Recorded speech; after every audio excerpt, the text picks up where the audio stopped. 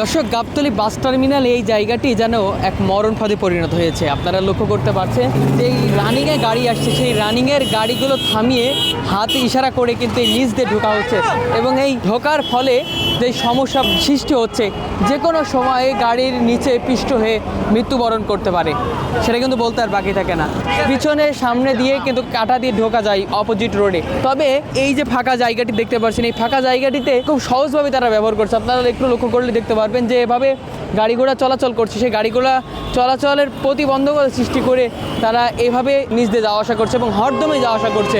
অনেকে টালমাটাল হয়ে কিন্তু যাওয়া আসা করে, সেক্ষেত্রে গাড়ির চাকার নিচে পড়ে মৃত্যুবরণ করবে, সেটা কিন্তু বলতে আর বাকি থাকে না। এবং খুব একটা রিস্কি জায়গাও কিন্তু আপনারা লক্ষ্য করলেই বুঝতে পারবেন। এবং যখন তাদের হাত উঁচু না করছে, সেই ক্ষেত্রে কিন্তু গাড়ি নিয়ন্ত্রণ কিন্তু হারিয়ে ফেলবে, এটা কিন্তু বলতে আর বাকি থাকে না। দেখতে পাচ্ছেন যে কীভাবে হাত ইশারা করে বলতে চাচ্ছে যে তোমরা ওখানে দাঁড়াও, আমরা এই রোড থেকে অপর দিকে যাই। দর্শক, হাত নাড়িয়ে গাড়ি স্লো করে তারপরে যাওয়া হচ্ছে। আপনারা লক্ষ্য করবেন যে সামনে একটি গাড়ি আছে এবং সেই গাড়ির সামনে দিয়েই এভাবে কিন্তু যাচ্ছে এবং সামান্য একটু জায়গা রয়েছে, সেই জায়গার মধ্যে মাথা নিচ করে অপোজিট সাইডে যাচ্ছে, এমনটাই দেখতে পাচ্ছি।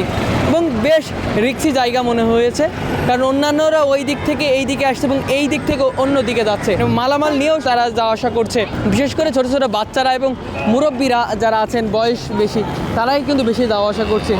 এবং সেই কারণেই বেশ ক্রিটিক্যাল একটি জায়গা এবং খুব বিপজ্জনক জায়গা হিসেবে পরিণত হয়েছে আমার কাছে মনে হয়েছে। দর্শক, আমরা আজকে জানতে চাইবো কেন তারা রাস্তার কাটা ব্যবহার না করে ফাঁকা জায়গাটুকু ব্যবহার করছে। এতে তো মৃত্যুর সংখ্যা থাকতে পারে বা জীবনের ঝুঁকি থাকতে পারে, তবুও কেন এই জায়গাটুকু তারা ব্যবহার করছে সেটা আমরা জানার চেষ্টা করব। এই জায়গা থেকে কেন আসলে তুমি? আসলাম এদিকে, মাল নিয়ে গেলাম এদিকে। তা ওই রাস্তা দিয়ে আসলে না কেন? ওদিকে আসলাম না, ওদিকে জাম। সহজের জন্য না? তো তোমার তো যে কোনো সময় তোমার গাড়ির নিচে পড়তে, তাহলে কি হতো?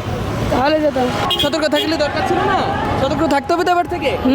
পথ আছে এটা, এই জন্য এখান থেকে মানে এইটা তো আসলে জীবনে ঝুঁকি আছে ভাই। হ্যাঁ ঝুঁকি আছে, কিন্তু আমার তাড়াহুড়া আছে। তাড়াহুড়ো আছে, যদি গাড়ি নিচে পড়তো তখন কি হতো? আল্লাহ তাআলা দিলে পড়তাম, ঠিক আছে। আল্লাহ তাআলার উপরে ছেড়ে দিলে সবকিছু হবে, আপনার তো সতর্ক থাকতে হবে নাকি? অবশ্যই। তাহলে সতর্ক থাকলেন না কেন? এই তো আমি হাত দিয়ে সতর্ক থাকলাম।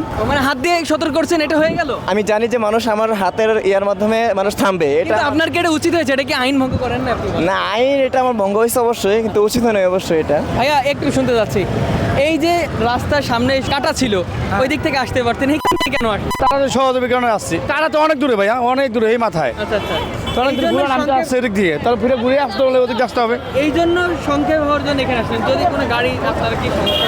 আল্লাহ ভরসা। এই যে আল্লাহর উপর ছেড়ে দিচ্ছেন, নিজে তো সতর্ক থাকবে। অবশ্যই অবশ্যই। আর নিজের জায়গা থেকে বলবেন আপনার ভুল হয়েছে না সঠিক হয়েছে। না, আমার ভুলই হয়েছে, ওখান থেকে ঘুরে আসতে হবে। এই যে জীবনে ঝুঁকি নিয়ে এখান থেকে বের হবেন, যদি কোনো গাড়ি এসে আপনাকে ডলে দেয় বা পিষ্ট করে দেয়, সেক্ষেত্রে কি হবে? আসলে কি সব কিছুর মধ্যেই তো মানুষ ঝুঁকিপূর্ণ ব্যবহার করে, তারপরও তো মানুষ পড়তে হয় যে কোনো একটা কাজ। আজকে বিমান চালাবো আমি যদি ভাবি যে আকাশ থেকে বিমান ভাঙে ছিল নিচে পড়ে দেবে, তাহলে কি আর কেউ বিমান চালাতে পারতো? তো ঠিক এরকম ভাবে এই সব। জন্য আপনি ঝুঁকি নিচ্ছেন। হ্যাঁ অবশ্যই, আচ্ছা, যদি হয়ে যায় সেক্ষেত্রে কি হবে? এটা তো ভাগ্য। আচ্ছা, ভাগ্যের উপর ছেড়ে দিলেন। আপনার পরিবার, আপনার সন্তানের আপনার মুখোমুখি তাকিয়ে আছে, যদি কিছু হয়ে যায় তখন তাদের কি ওই হবে? কবি বলছিল না, থাকবো না কো বদ্ধ করে, দেখবো এবার জগৎটাকে কেমন করে ঘুরছে মানুষ, যুগান্তরের ঘূর্ণিপাকে। ঠিক এভাবেই কিন্তু আমরা চলতে হবে এবং চলি। না, এটা তো কাছে, আমি ওই দিকটা যদি কাঠার মধ্যে যাই না, তাহলে তো একটু দূরত্ব হয়ে যা। যদি আপাত হয়ে যায় সেক্ষেত্রে তো সময় তো। এটা ভাগ্যের লিখন, এটা আসলে আপনার সঠিক হচ্ছে না, ভুল। অবশ্যই না। দর্শক, দেখতেই পারছেন যে আসলে সাধারণ মানুষ আসলে আল্লাহর উপর ছেড়ে দিচ্ছে, ভাগ্যের উপর ছেড়ে দিচ্ছে। তবে তাদের যে জীবনের সংখ্যা রয়েছে বা যে কোনো সময় যে কোনো পরিস্থিতি ঘটতে পারে, সেটা আসলে তারা মানতে নারাজ। এই যে দেখলাম যে আপনি এই জায়গা থেকে পার হইলেন, এখানে তো যে কোনো গাড়ি আপনাকে সমস্যা করতো, সেক্ষেত্রে কি হবে? এখান থেকে অনেক মানুষ পার হইতেছে, তাই ওই আমিও আসলাম। যদি কিছু হয়ে যেত? আলহামদুলিল্লাহ, আল্লাহর উপর ভরসা, এই জন্যই। আল্লাহর উপর ছেড়ে দিলে হবে, আপনার তো জীবন আছে। ইনশাল্লাহ একদিন তো চলে যেতেই হবে। এই কারণে নিজের জীবনে আল্লাহর উপর ভরসা রাখতে হবে ভাইয়া। এই দুনিয়া থাকবে না, আমরাও থাকবো না, সবাই নামাজ পড়বেন। আল্লাহ হাফেজ, আসসালামু আলাইকুম।